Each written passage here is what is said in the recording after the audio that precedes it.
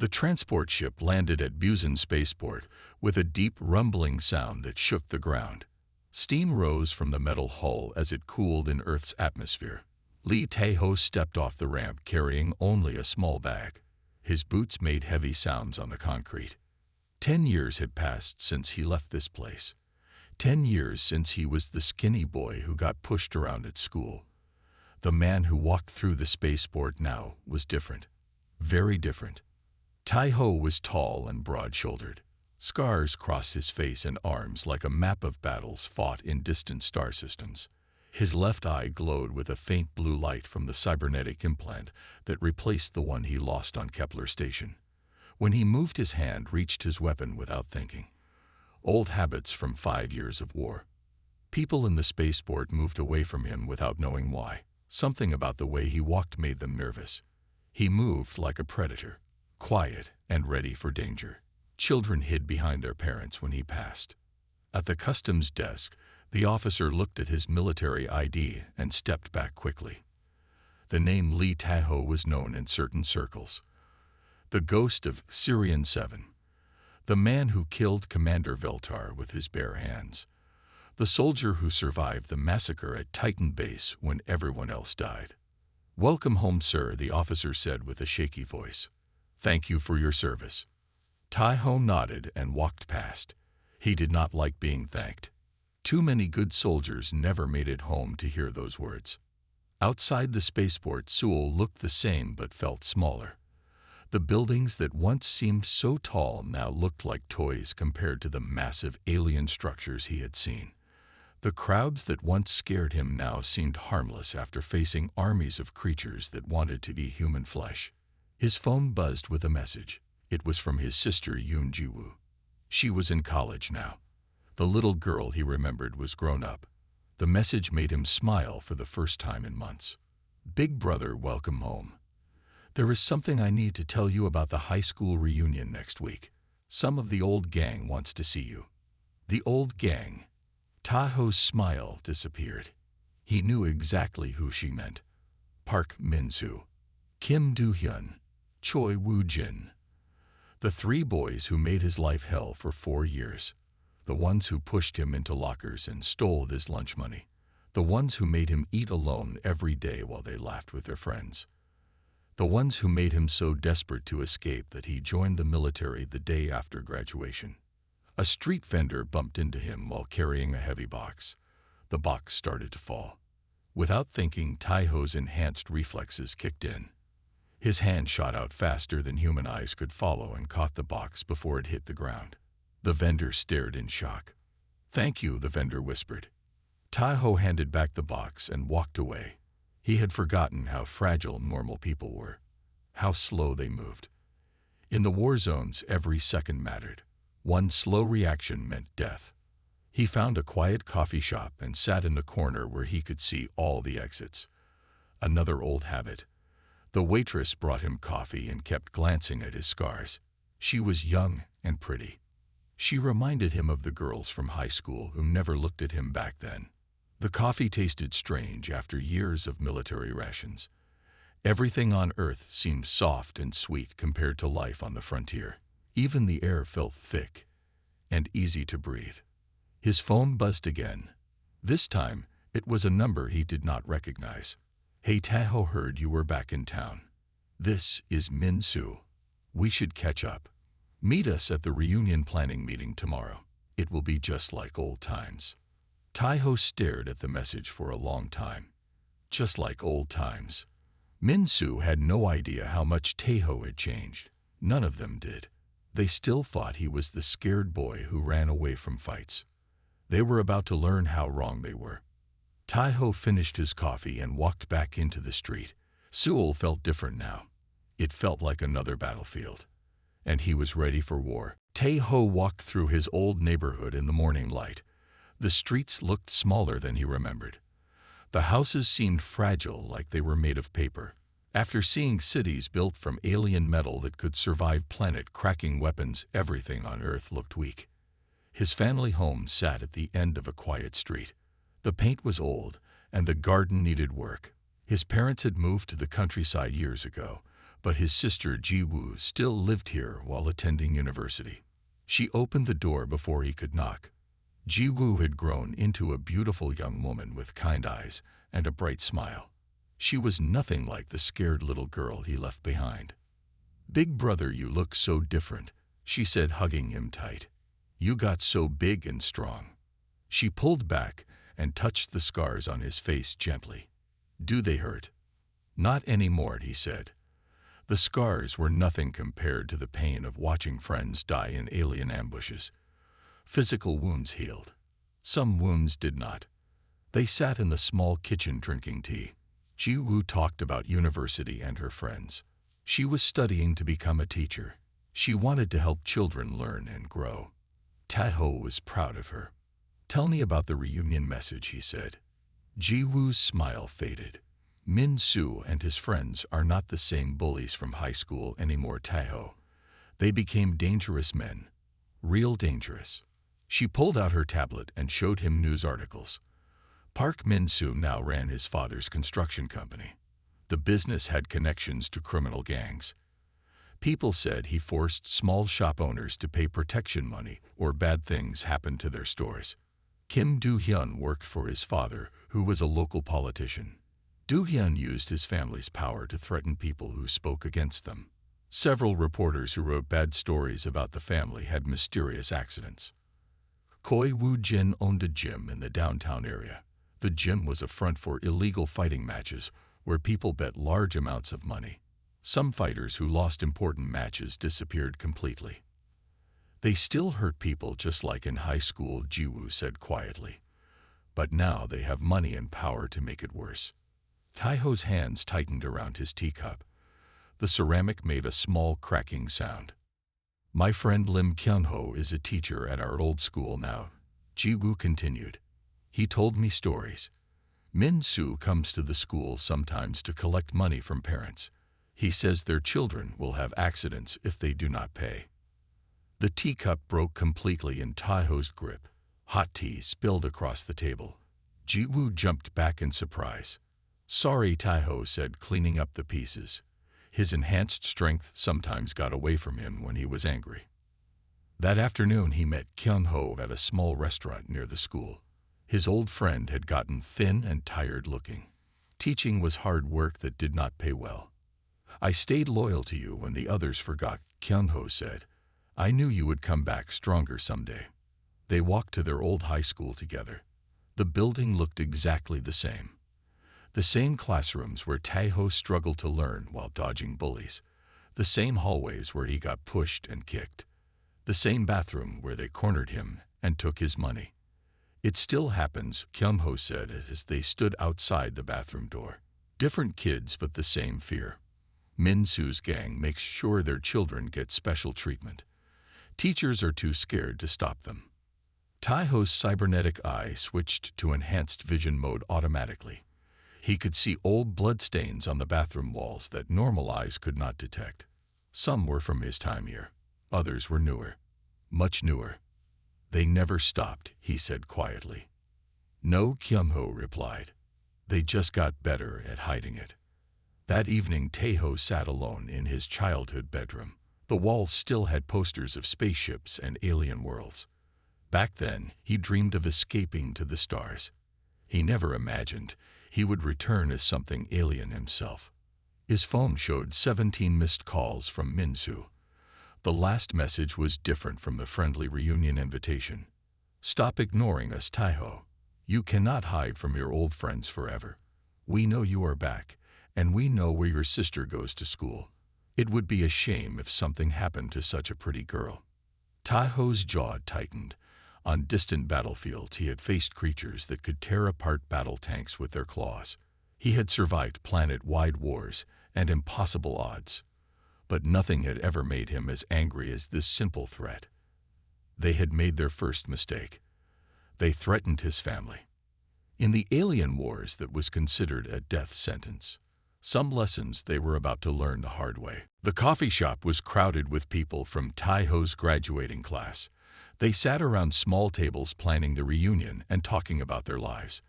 Most of them looked soft and comfortable. They had jobs and families and normal problems. Tai-ho sat in the corner watching everything.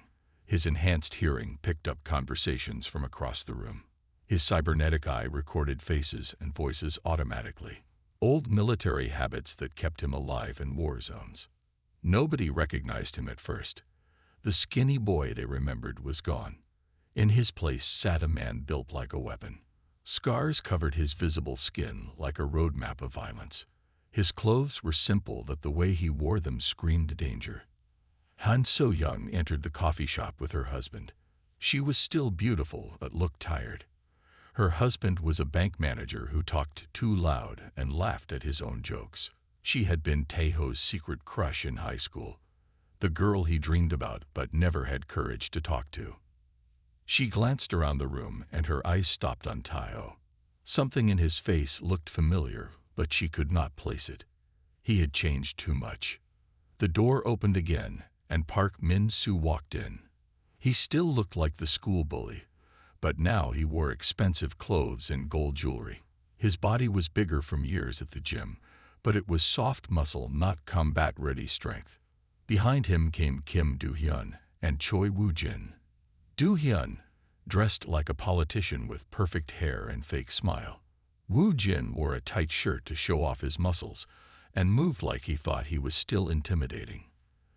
They worked the room like they owned it, shaking hands and slapping backs, making jokes that were not funny, but everyone laughed anyway. The same behavior from high school, but with adult power behind it. Min-soo's eyes swept the room and stopped on Taeho. His face went blank for a moment as his brain tried to process what he was seeing. The scared boy he used to torment had become something else entirely. Well, Min-soo said, walking over with his friends. If it is not little Lee Taeho. Look at you all grown up. The coffee shop went quiet. Other customers sensed tension building like animals before a storm. Some moved to tables further away without knowing why. Hello, Min-soo, Taeho said calmly. His voice was deeper now, with an edge that had not been there before. You look exactly the same. Same old Taeho with the smart mouth, Do-hyun laughed. Some things never change, do they? No, Taeho agreed. Some things never change. Min-soo pulled out a chair and sat down without being invited. His friends flanked him like bodyguards, the same formation they used in high school to corner victims. So where have you been hiding all these years? Min-soo asked. We heard you joined the military. Play soldier for a while, did you? Something like that, Taeho replied. Must not have been very important if they let you come back, Woo-jin sneered. Real soldiers stay and fight. Taeho's hand moved slightly toward his side where his sidearm usually rested. The motion was automatic and stopped when he remembered he was not armed, but the gesture was enough to make nearby customers nervous. I fought, he said quietly.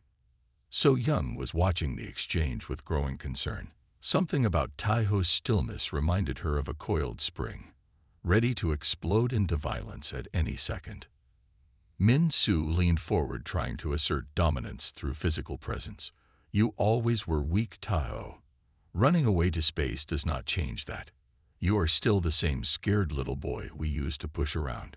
To demonstrate his point, Min-soo reached out to grab Taeho's shoulder like he had done 1,000 times in high school. His hand moved fast, expecting no resistance. Taeho's combat reflexes activated automatically. His hand shot up and caught Min-soo's wrist before it could touch him. The grip was like a steel trap. Min-soo's face went white with sudden pain. Do not touch me, Taeho said very quietly. The pressure on Min-soo's wrist increased. Bones creaked under the enhanced grip. Min-soo tried to pull away but could not move his hand at all. Panic flashed in his eyes. Let go, Min-soo whispered. Taeho held the grip for 3 more seconds, then released it. Min-soo pulled his hand back and rubbed his wrist. Red marks showed where Taeho's fingers had been. The coffee shop was completely silent now. Everyone stared at their table. Even the baristas had stopped working to watch. Taeho picked up a metal spoon from the table. Without breaking eye contact with Min-soo, he began bending it slowly. The metal screamed as it twisted into impossible shapes. His enhanced strength made it look effortless. When the spoon was completely destroyed, he set it down gently on the table. Like I said, Taiho spoke into the silence. Some things never change, and some things do. He stood up and walked toward the door. The crowd parted in front of him like he was carrying a disease. Nobody wanted to get close to whatever he had become. At the door, he turned back to look at his former tormentors. They sat frozen at their table, staring at the twisted metal. "See you at the reunion," he said, and left. Outside the coffee shop, Taiho allowed himself a small smile.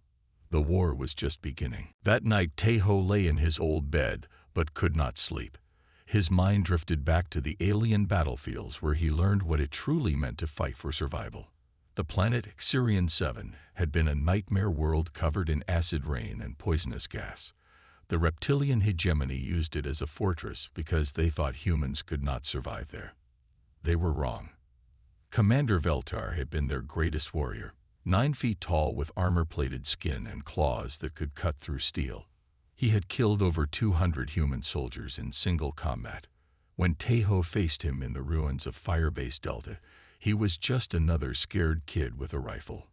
The fight lasted 3 hours. Veltar was stronger and faster, but humans had something the aliens never understood. They refused to quit even when death was certain. When Taiho's weapon broke, he used his bare hands. When his bones cracked, he kept fighting. When his blood mixed with the acid rain, he found strength he never knew existed. In the end, Veltar lay dead, and Taiho stood over him, broken but alive. That was the day he stopped being a victim forever. On Kepler 442 bits, the insectoid swarms attacked in waves of millions. They used psychological warfare, beaming fear directly into human minds. Most soldiers went insane from the mental assault. But Taiho had already lived through the worst kind of psychological torture: high school bullying.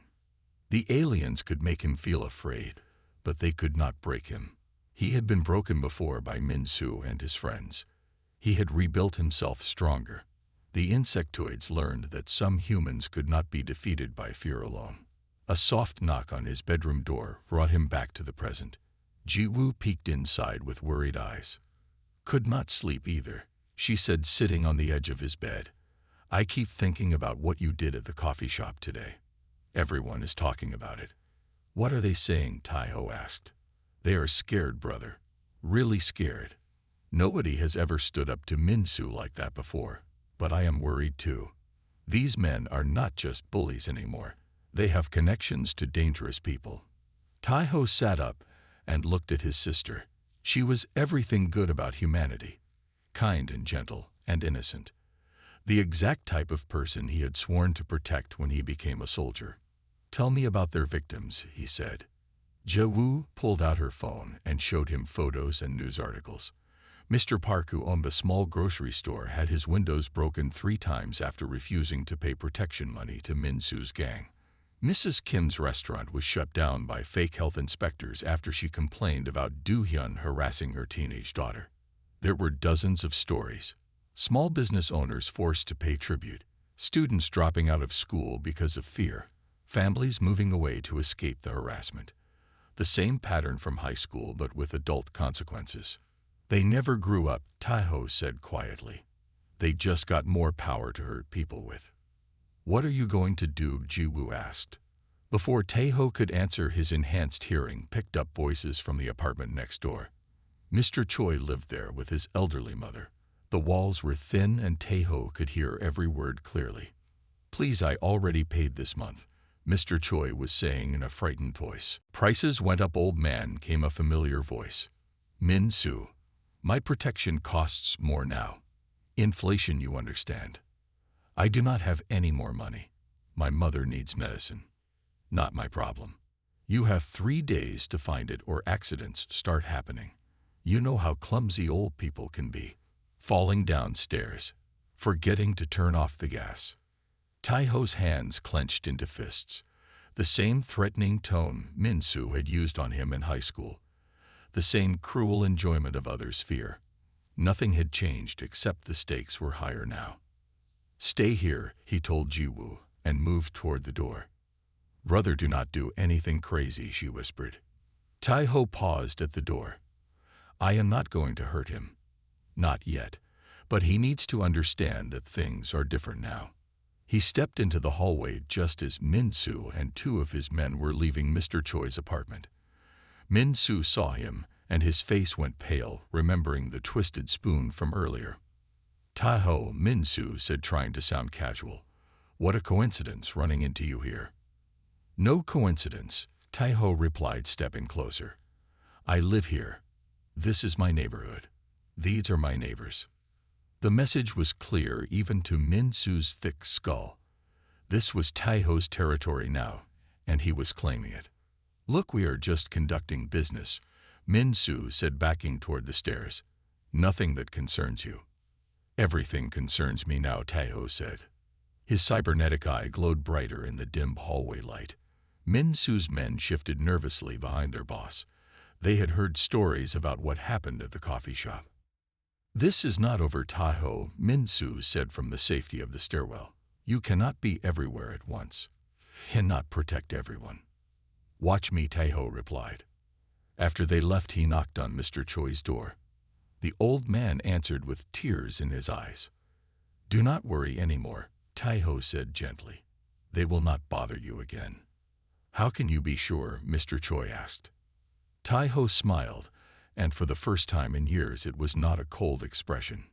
"Because I am home now." The next morning brought trouble. Tai-ho was drinking coffee when Jae-woo burst through the front door, with tears streaming down her face. Her university backpack was torn and her textbooks scattered on the ground behind her. "They came to my campus," she said, shaking with anger and fear. "Min-soo's men cornered me outside the library. They said I should tell my brother to leave town or bad things would happen to pretty girls who walk alone at night." Tai-ho set down his coffee cup very carefully.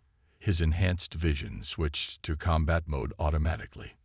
The blue glow in his cybernetic eye grew brighter as targeting systems activated. "Did they touch you?" he asked in a voice that could freeze blood. "No, but they got close. Too close. One of them grabbed my backpack and threw my books around while the others laughed. They made sure other students could see. Now everyone at school knows I am a target." Tai-ho pulled his sister into a protective hug. She felt so small and fragile compared to the armored aliens he usually fought. The idea of anyone threatening her made him want to tear the city apart with his bare hands. "This ends today," he said. "Brother, please be careful. These are not the same boys from high school anymore. They have real power now. Real connections." Tai-ho smiled grimly. "So do I." He spent the morning doing reconnaissance on his enemies. Years of military intelligence training made it easy to track their movements and activities. His cybernetic implants could hack into security cameras and communication networks without anyone knowing. Min-soo's construction company was built on illegal contracts and bribed city officials. Half the workers were undocumented immigrants who got paid almost nothing. The company dumped toxic waste in rivers and built unsafe buildings that could collapse in earthquakes. Do-hyun worked from his father's political office downtown. The family took bribes from corporations and threatened journalists who tried to expose their corruption. 3 reporters had been found beaten unconscious after writing negative stories about them. Woo Jin's gym was a front for underground fighting rings where desperate men fought for money while rich people bet on the violence. Some fighters who lost important matches disappeared completely. Their families never saw them again. All 3 men lived like kings off the suffering of others. Just like in high school, they found weak people to torment and abuse. The only difference was the scale of their cruelty. That afternoon, Tai-ho's phone rang. The caller ID showed Do-hyun's name. "Hello, Tai-ho. I think we need to talk," Do-hyun said in his fake politician voice. "There seems to be some misunderstanding between you and our mutual friends." "No misunderstanding," Tai-ho replied. "Everything is very clear. I have connections in the police department. Military records can be reviewed. Psychological evaluations can be questioned. It would be unfortunate if people started asking whether you are mentally stable enough to be around civilians." The threat was obvious. Do-hyun planned to use his father's political power to have Tae-ho arrested or committed to a mental hospital. Standard tactics for silencing inconvenient people. "Try it," Tae-ho said, and hung up. An hour later, Woo-jin called from his gym. "You think you are tough now, space boy," Woo-jin laughed. "Come to my gym tonight. 8 o'clock. I will show you how real men fight. Not against alien freaks, but against human opponents who can think and adapt." "I will be there," Tae-ho said. "Good. And bring cash for the medical bills. You are going to need it." Tae-ho knew it was a trap. They planned to gang up on him in a controlled environment where they had all the advantages. Multiple opponents with weapons while he fought alone and unarmed. They had no idea what they were really dealing with. At sunset, Tae-ho prepared for battle. He checked his gear and planned his tactics. The gym would be filled with Woo-jin's allies and criminal contacts. No rules, no mercy, no witnesses allowed to leave. Ji-woo watched him get ready with worry in her eyes. "You do not have to do this, brother. We could leave town. Start over somewhere else." "Running away does not solve anything," Tae-ho said, strapping on his combat boots. "I tried that once. It just let them hurt other people while I was gone." "What if they kill you?" Tae-ho looked at his sister with the same calm expression he wore before charging into alien battle lines. "They will try," he said. "But I have faced worse odds against better opponents. Woo-jin thinks his illegal fighting ring makes him dangerous. He has never seen real violence. None of them have." He kissed Ji-woo on the forehead and headed for the door. "What should I tell people if you do not come back?" she called after him. "Tell them the weak boy they used to know is dead," Tae-ho replied. And something much worse took his place. Outside, the sun was setting over Seoul. The city lights were beginning to twinkle like stars. It reminded Tae-ho of the night sky on distant worlds where he learned to be a killer. Tonight his former bullies would learn the same lesson their alien enemies had discovered too late. Some humans could not be broken. And those humans were the most dangerous creatures in the galaxy. Tae-ho arrived at Woo-jin's gym exactly at 8 o'clock. The building was in the industrial district where few people came after dark. Perfect for illegal activities that needed to stay hidden from police and honest citizens. The front door was locked, but that meant nothing to someone trained in military infiltration. Tae-ho's enhanced vision showed him the building's security system. Cameras and motion sensors covered the obvious entrances, but the builders never thought about someone who could climb walls like a spider.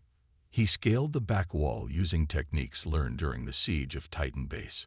His enhanced strength let him grip tiny cracks in the concrete that normal humans could never use. Within minutes, he was on the roof looking down through skylights at the scene below. Woo-jin had prepared well for their meeting. 20 men waited inside the gym along with Min-soo and Do-hyun. They carried baseball bats and metal pipes. Some had knives. A few even had guns tucked into their belts. They expected Tae-ho to walk through the front door like an amateur. Instead, he studied their positions and planned his attack like the predator he had become. On alien battlefields, he learned that the best way to win was to make the enemy fight on your terms, not theirs. The main gym floor had weight machines and exercise equipment that could provide cover. Emergency exits on both sides gave multiple escape routes if needed, but Tae-ho was not planning to run. Tonight was about sending a message that would be heard across the entire city. At 8:15, Woo-jin started getting impatient. "Where is he?" Woo-jin asked, pacing around the gym floor. Maybe the coward decided not to show up after all. "He will come," Min-soo said, but his voice sounded nervous. "He is too proud to back down now." "Good," Do-hyun added, checking his expensive watch. "My father's police contacts are ready to clean up whatever mess we make here tonight. No witnesses, no evidence, no problem." They had no idea they were being watched from above. Tae-ho's cybernetic eye recorded everything they said and did. Evidence that would be useful later if any of them survived what was about to happen. At 8:30, Tae-ho decided to begin the hunt. He moved across the roof silent as a shadow until he reached the building's electrical system. His military training included sabotage techniques for disabling enemy infrastructure. The lights went out all at once, plunging the gym into complete darkness. Emergency lighting kicked in after a few seconds, but only provided dim red illumination that created more shadows than visibility. "What happened?" someone shouted from inside. "Probably just a power outage," Wu Jin called back, but his voice had lost its confidence. Tai-ho dropped through a skylight into the darkest corner of the gym. His enhanced vision worked perfectly in low-light conditions, while his enemies stumbled around half-blind. The advantage was entirely his now. He moved through the shadows, picking off targets one by one. The first man never saw him coming. A quick blow to the pressure point on his neck sent him unconscious to the floor without a sound. The second man heard something and turned around just in time to see a dark shape moving toward him. Before he could shout a warning, Tai-ho's hand clamped over his mouth and dragged him into the darkness between two wake machines. "Where did Kim go?" someone called out nervously. "Kim, answer me," Wu Jin shouted. No answer came from the shadows. One by one, Tai-ho eliminated Wu Jin's hired muscle using techniques learned fighting the Shadow, manipulating Umbral Collective. Those aliens could become invisible and strike from any direction. Compared to them, these street criminals were children playing games they did not understand. By the time Wu Jin realized what was happening, half his men had disappeared into the darkness. The remaining fighters bunched together in the center of the gym, holding their weapons with shaking hands. "Show yourself, coward," Wu Jin screamed into the shadows. "Fight like a man instead of hiding like a rat." Tai-ho's voice came from everywhere and nowhere at once. The gym's acoustics made it impossible to pinpoint his location. "You wanted to see how real men fight," his voice echoed through the darkness. "This is how soldiers fight. This is war." Min Su pulled out a pistol and fired random shots into the shadows. The muzzle flashes destroyed his night vision, and the bullets hit nothing but empty air and exercise equipment. "Stop shooting, you idiot," Du Hyun hissed. "You will hit one of us." "Then where is he?" Min Su screamed, spinning in circles with his gun raised. "Right here," Tai-ho said, stepping into the emergency lighting directly behind them. They spun around to face him, but he was already moving. Faster than their eyes could follow. Faster than their minds could process. His enhanced reflexes turned him into a blur of controlled violence. Min Su's gun flew from his hand as Tai-ho's strike shattered two fingers. Du Hyun swung a baseball bat that hit empty air as Tai-ho flowed around the attack like water. Wu Jin threw a desperate punch that Tai-ho caught and redirected with casual ease. Within seconds, all three bullies were on the ground groaning in pain. Their hired muscle lay unconscious around them. The entire fight had lasted less than 2 minutes. Tai-ho stood over his former tormentors, breathing normally while they gasped for air. Years of combat conditioning meant this level of violence barely registered as exercise for him. "This was just a demonstration," he said calmly. "A preview of what happens to people who threaten my family. Next time will be different. Next time, I will not be so gentle." He walked toward the exit, leaving them broken and humiliated on the gym floor. The hunt had begun. 3 days after the gym incident, Min Su made his biggest mistake. He kidnapped Mr. Choi, the elderly man who lived next door to Tai-ho. The message was clear. If Tai-ho wanted his neighbor back alive, he would have to come to the abandoned warehouse district alone and unarmed. The text message included a photo of Mr. Choi tied to a chair with duct tape over his mouth. His eyes were wide with fear, but he was still alive. For now. Tai-ho stared at the photo on his phone screen. These men still fought like high school bullies. They believed that threatening innocent people would make him back down and submit like the scared boy he used to be. They had no understanding of what they had just done. In the alien wars, taking hostages was considered an act of total warfare. It meant no mercy, no prisoners, no survivors. "I have to go," he told Ji-woo as he prepared his gear. "This is obviously a trap, brother. They will have dozens of men waiting for you." "I know," Tai-ho said, checking his equipment one final time. "That is exactly what I am counting on." Ji-woo looked confused. "What do you mean?" They want to fight me with superior numbers in a location of their choosing. But they forgot something important. I have faced worse odds against better enemies, and won every time. He kissed his sister goodbye and headed into the night. The warehouse district was 30 minutes away by subway. Plenty of time to plan his approach and prepare for battle. The abandoned warehouse sat in the middle of an industrial area where no civilians would accidentally wander into the crossfire. Min Su had chosen well. Too bad for him that Taeho preferred isolated battlefields where he could work without worrying about innocent casualties. His enhanced vision scanned the building from 3 blocks away. Thermal imaging showed 47 heat signatures inside. Men with weapons positioned at every entrance and exit. Snipers on the roof.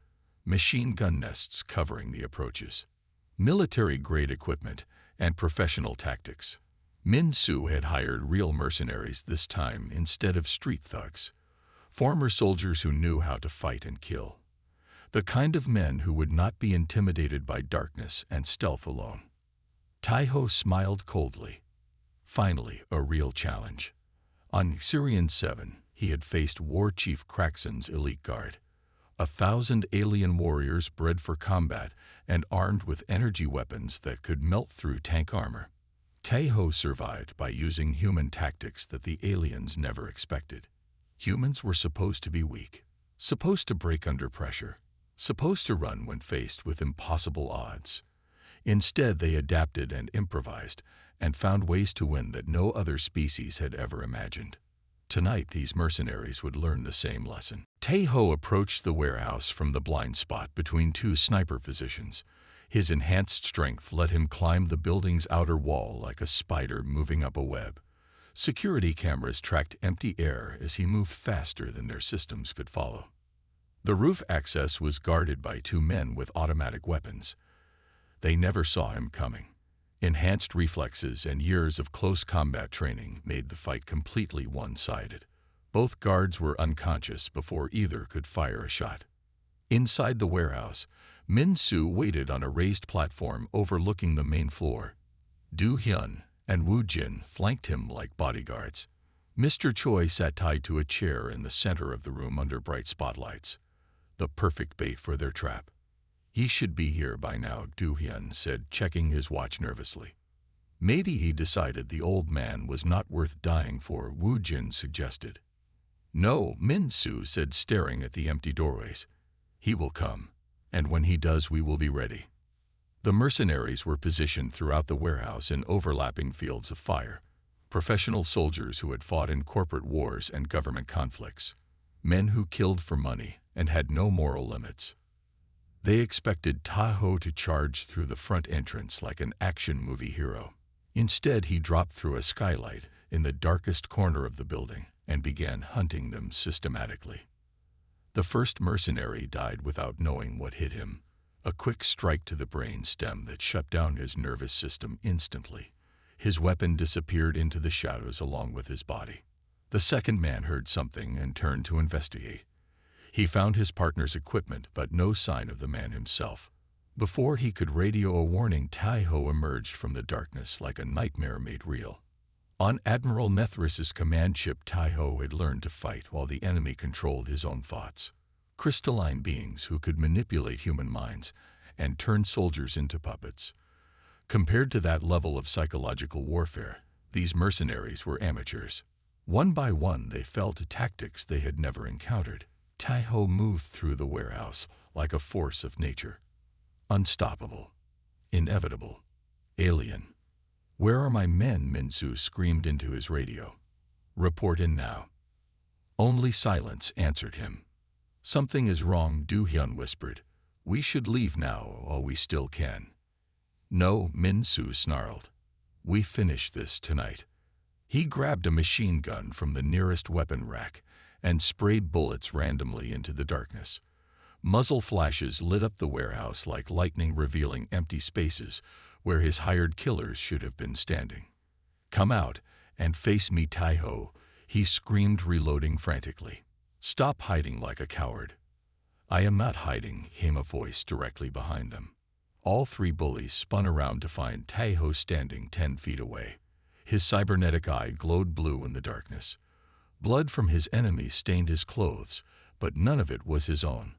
"Impossible," Do-hyun gasped. "You were supposed to come alone and unarmed." "I am alone," Tae-ho said, stepping closer. "And I am never unarmed." The final battle was about to begin. Min-soo raised the machine gun with shaking hands and pulled the trigger. The weapon roared in the enclosed space, sending bullets flying toward where Tae-ho had been standing. But he was no longer there. Enhanced reflexes that had saved his life against alien warriors carried him sideways faster than human eyes could track. The bullets hit empty air and concrete walls while Tae-ho closed the distance between them like a hunting wolf. The machine gun flew from Min-soo's hands as Tae-ho struck his wrists with surgical precision. Bones cracked under the impact. Min-soo screamed and fell to his knees, clutching his broken arms. Do-hyun pulled out a pistol, but Tae-ho was already moving. A simple grab and twist disarmed him completely. The gun clattered across the warehouse floor, disappearing into the shadows. Woo-jin tried to run, but there was nowhere to go. Tae-ho caught him before he reached the stairs and threw him back onto the platform like he weighed nothing at all. All three bullies lay groaning on the floor. The men who had terrorized him for 4 years in high school. The same men who continued terrorizing innocent people as adults. Now they were helpless and afraid, just like their victims had been. Tae-ho stood over them, breathing calmly while they gasped in pain and fear. He could kill all three easily. His enhanced strength could snap their necks with no more effort than breaking pencils. After what they had done, they deserved to die. But something held him back. A memory of his sister's voice asking what he planned to do. A memory of Mr. Choi's frightened face. A memory of all the innocent people who had suffered because of these men. Killing them would be easy. Justice would be harder. "Please do not kill us," Min-soo begged through broken teeth. "We are sorry. We were just kids back then. We did not know better." "You knew exactly what you were doing," Tae-ho replied. "In high school and now. You enjoyed hurting people who could not fight back." "We can change," Do-hyun whimpered. "Give us another chance." "Why should I?" Tae-ho asked. "You never gave me a chance. You never gave your other victims a chance." He walked over to where Mr. Choi sat tied to the chair and carefully removed the duct tape from the old man's mouth. "Are you hurt?" Tae-ho asked gently. "No, just scared," Mr. Choi replied. "Thank you for coming for me." "Of course," Tae-ho said, cutting the ropes that bound him. "No one gets left behind." While helping Mr. Choi to his feet, Tae-ho made his decision. These men needed to face justice, but not the kind that came from his enhanced fists. Real justice. Legal justice. The kind that would protect future victims. He pulled out his phone and called his military contacts. Within minutes, federal agents were on their way with warrants and evidence that could not be ignored or suppressed by local corruption. "What are you doing?" Woo-jin asked in confusion. "Something you never understood," Tae-ho replied. "The difference between strength and justice." The agents arrived exactly on schedule. Professional men and women who specialized in organized crime and government corruption. They had been waiting for an excuse to investigate the three families for years. Tae-ho handed over detailed files he had compiled during his reconnaissance. Financial records showing money laundering. Communication intercepts proving extortion and bribery. Video evidence of violence and intimidation. Everything they needed to destroy the criminal empire that Min-soo and his friends had built. "This is enough to put them away for decades," Agent Park said, reviewing the evidence. "Where did you get all this?" "Military intelligence training," Tae-ho replied. "I know how to gather information on enemy targets." Within hours, the arrests began. Not just Min-soo, Do-hyun, and Woo-jin, but their entire network. Corrupt politicians, bribed police officers, criminal associates. Everyone who had helped them terrorize innocent people. The next morning, Tae-ho sat in the coffee shop, where everything started, reading newspaper headlines about the massive corruption scandal. Dozens of arrests. Millions of dollars in seized assets. Criminal enterprises shut down permanently. Han So-young approached his table hesitantly. She looked older and sadder than he remembered from high school. I heard what you did, she said, sitting down across from him. I wanted to thank you. For what? For not becoming like them. For choosing to be better than they were. She reached across the table and touched one of his scars gently. I was a coward in high school, she continued. I knew what they were doing to you was wrong, but I never said anything. I was too afraid they would target me next. You were just a kid, Taeho said. We all were. That is no excuse. I should have stood up for you. Should have gotten help. Should have done something. Taeho looked at her for a long moment. The girl he used to dream about was asking for his forgiveness. 10 years ago, it would have meant everything to him. Now it felt like something from another lifetime. You were not responsible for their choices, he said finally. Only they were. So Young smiled through her tears. You really did become a better man than any of us deserved. That afternoon, Taeho visited his old high school one final time. Students were just getting out of classes, young faces full of hope and fear and possibility. He found Kyung-ho in his classroom grading papers. The news is everywhere, his friend said. Min-soo's construction company is bankrupt. Do-hyun's father resigned in disgrace. Woo-jin's gym is being investigated by the tax bureau. Good, Taeho replied. What about the students? Already better. Word spreads fast in schools. Everyone knows that bullies can be stopped, that victims can become heroes, that justice is possible. Kyung-ho stood up and shook Taeho's hand. Thank you, my friend. You saved more people than you will ever know. As Taeho walked through the school hallways for the last time, he noticed something different. Students walked with their heads up instead of looking at the ground. They talked and laughed instead of whispering in fear. The cycle of bullying had been broken. At least for now. Outside the school, his phone buzzed with an urgent message from military command. A new alien threat was approaching Earth. The Devourer fleet had been spotted at the edge of the solar system. Humanity needed its warriors again. Taeho looked back at the school one final time, then headed for the spaceport. His war was far from over, but now he fought for something more than survival. He fought for hope. 2 weeks later, Taeho stood in the departure lounge at Busan Spaceport watching transport ships load with soldiers and supplies. The Devourer fleet had crossed into the outer solar system. Earth had maybe 6 months before they arrived in force. The Devourers were different from any enemy humanity had faced before. They did not want to conquer planets or enslave populations. They consumed entire worlds completely. Not just the people and cities, but the very memory that those places had ever existed. Planets that had thrived for thousands of years became empty space. Civilizations that had built great cultures and art were erased as if they never happened. The Devourers left nothing behind except cosmic dust and silence. Humanity's greatest warriors were being recalled from every corner of the galaxy. The final battle for Earth's survival was about to begin.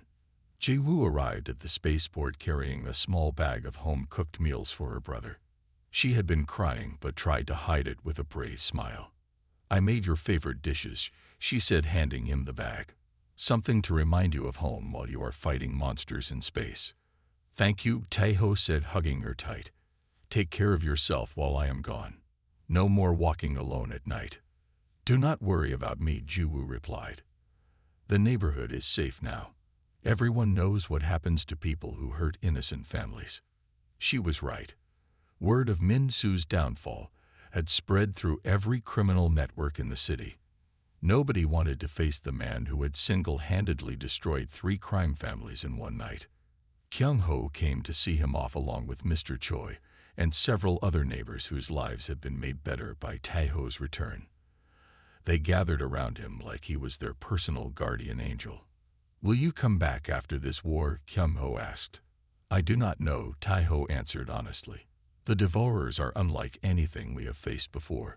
Some of us might not make it home this time. Then we will remember you, Mr. Choi said with tears in his old eyes. We will tell our children and grandchildren about the boy who became a hero and saved our community. Taeho shook hands with each of them, and picked up his military gear bag. Inside were weapons and equipment designed specifically for fighting the devourer species, energy shields that could deflect their reality warping attacks, neural implants that protected human minds from their memory erasure beams. As he walked toward the boarding ramp, he passed a group of teenagers from his old high school. They recognized him and moved aside respectfully. One of them, a small boy who reminded Tai-ho of his younger self, stepped forward nervously. "Excuse me, sir," the boy said. "Are you really Lee Tai-ho, the one who stopped the bullies?" "Yes," Tai-ho replied, kneeling down to the boy's eye level. "Some older kids have been picking on me at school," the boy whispered, "taking my lunch money and pushing me around. I do not know what to do." Tai-ho looked into the boy's frightened eyes and saw himself 10 years ago, scared and alone, and desperate for someone to help him. Back then, no one had come to his rescue. He had to save himself by becoming something stronger. But this boy would not have to face that journey alone. "What is your name?" Tai-ho asked. "Kim Jamin, sir." "Listen carefully, Jamin. Bullies are cowards who only pick on people they think cannot fight back. The secret is not to become stronger than them. The secret is to become braver than they expect." Tai-ho reached into his pocket and pulled out a small device. It looked like a simple wristwatch, but was actually an emergency beacon connected to military satellites.